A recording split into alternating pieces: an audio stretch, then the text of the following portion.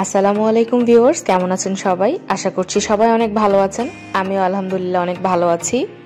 আমি বৈশাখী আপনাদের মাঝে নতুন একটি ব্লগ নিয়ে চলে এসেছি।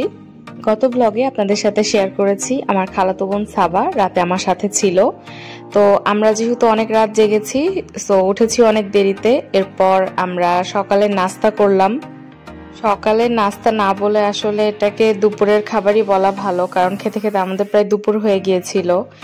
এরপর কিছুক্ষণ রেস্ট নিয়ে আমরা কফি খেলাম। কফি নিয়ে ছাদে গেলাম। অনেকদিন পর সাবার আমি ছাদে বসে কফি খেলাম। অনেক আগে আমরা এরকম ছাদে টাইম স্পেন্ড করতাম, কিন্তু মাঝে অনেক ব্যস্ততার কারণে আমাদের একসাথে সময় কাটানো হয়নি। আর ছাদে বসার সময় প্লেন যাচ্ছিল। বড় হয়ে গেলেও এখনও সাবা এবং আমার দুইজনেরই প্লেন দেখতে অনেক ভালো লাগে। তো শীতকাল যেরকম হয় আর কি, খুবই ম্যাজমেজে একটা দিন ছিল। সারাদিন রোদ উঠে নাই এবং আমরাও ঘুম থেকে উঠে কি করব আসলে বুঝতে পারছিলাম না। তাই অনেকক্ষণ আসলে ছাদে যেয়ে বসেছিলাম এবং কফি খেতে খেতে আড্ডা দিলাম। আমাদের আসলে বাইরে কোথাও ঘুরতে যেতে ইচ্ছা করছিল, কিন্তু যেহেতু প্রায় সন্ধ্যা হয়ে আসছিল, হাতে সময় ছিল না, তাই আর বাইরে যাওয়া হলো না। সাবা আর আমি সমবয়সী হওয়ায় আসলে আমাদের দুইজনের একসাথে প্রচুর টাইম স্পেন্ড করা হয় এবং এক সময় আরও বেশি টাইম স্পেন্ড করা হতো, যেহেতু আমরা একই ক্লাসে, একই স্কুলে, একই কলেজে পড়তাম এবং আমাদের কোচিংও সেম ছিল। তাই আসলে অনেক বেশি সময় একসাথে কাটানো হতো। তো যেহেতু বাইরে কোথাও যাওয়া হলো না এবং বাসাও ভালো লাগছিল না, তাই ভাবলাম আমরা মেজোপুর বাসায় যাই, মানে সাবার মেজো বোন। ওখানে গিয়ে আমরা আমাদের ভাগ্নিদের সাথে অনেক সুন্দর একটা সময় কাটালাম। অনেক খেলাধুলা করলাম ওদের সাথে, অনেক গল্প করলাম। আপুর সাথে অনেক গল্প হলো, দুলা ভাইয়ের সাথে অনেক মজা করলাম। আমরা যাওয়ার কিছুক্ষণ পরে অবশ্য সুনাইরা ঘুমিয়ে গিয়েছিল। তো ওকে ঘুমন্ত অবস্থাতে নিয়েই আমরা অনেক ছবি তুললাম।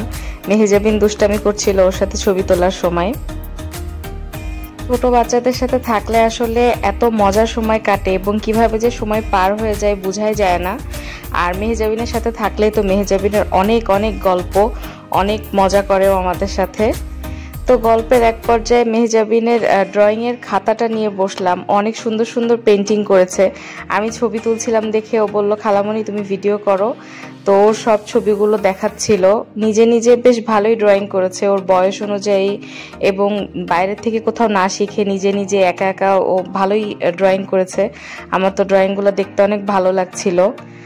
আর ও কিন্তু ওর মাকে অনেক বেশি ভালোবাসে, সব জায়গায় আই লাভ ইউ মম লিখে রাখছিল। তো ওইখানে আমি আর সাবা বেশ অনেকক্ষণ ছিলাম। আর সাবা আর আমি গত রাতে যা যা করেছি এটা হলো তার নমুনা। সাবার অনেক রাত পর্যন্ত আমি অনেকগুলো ছবি তুলে দিয়েছি। ও নিজে নিজে অবশ্য অনেকগুলো ছবি তুলেছে। আসলে ওর একটা পেজ আছে আনায়রা, যেখানে ও নিজে হাতে বানানো জুয়েলারি বিক্রি করে। তো ওই পেজের অ্যাডভার্টাইজিং এর জন্যই আসলে অনেক ছবি তোলা হয়েছিল। তো আমরা সারা রাত আসলে এরকম গল্প করছিলাম, ছবি তুলছিলাম, মজা করছিলাম। এভাবে আমাদের পুরো রাত কেটেছে। আমরা ভোর পর্যন্ত মোটামুটি ছবি তুলছি। এরপর ভোরে খাওয়া দাওয়া করে তারপর ঘুমাতে গিয়েছি।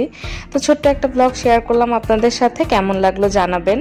আর আপনাদের মধ্যেও কারা কারা এরকম পিঠাপিঠি কাজিনরা আছেন, আপনারা কিভাবে মজা করেন সেগুলো আমাদের সাথে শেয়ার করবেন।